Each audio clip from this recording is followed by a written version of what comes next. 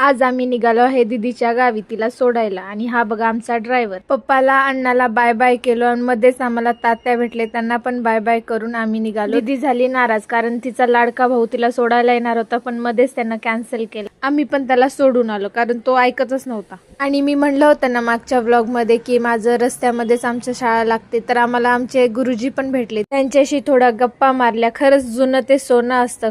आणि तिथंच देवीचं मंदिर पण आहे, तिथं गेलो, पाया वगैरे पडलो आणि आशीर्वाद घेतला. आणि जवळच एक दुसरं मंदिर आहे, तिथं गेलो, तिथं पण पाया पडलो. आणि बाहेर एक इच्छापूर्ती दगड ठेवला होता, त्याच्यावरती एक कॉइन ठेवायचं, जर तो फिरला तर इच्छा पूर्ण होते. त्याची इच्छा काही पूर्ण झाली नाही पण आमची इच्छा झाली आईस्क्रीम खायची. मग घेतली सगळ्यांनी आईस्क्रीम, बासुंदी आणि मग थंडगार, एवढ्या उन्हाचं थंडगार काही खाल्ल्यानंतर नक्कीच मस्त वाटतं ना. परत लागली आमची परी बडबड करायला.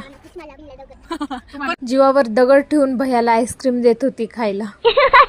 असं करता करता आम्ही आलो घरी. आल्या आल्या बरोबर मी गेले राणीकडे, तिच्याशी जराशा गप्पा मारल्या. दीदी लवकर लवकर स्वयंपाक करावं म्हणून भैया किचन मध्येच येऊन तिच्या पाया पडत होता, कारण त्याला जायचं होतं अर्जंट मध्ये त्याच्या मित्राकडे. आणि ही बघा आमची लक्की, ही जेव्हा जन्मली होती ना तेव्हा लक्ष्मीपूजन होतं म्हणून आम्ही हिचं नाव लक्की ठेवलं होतं.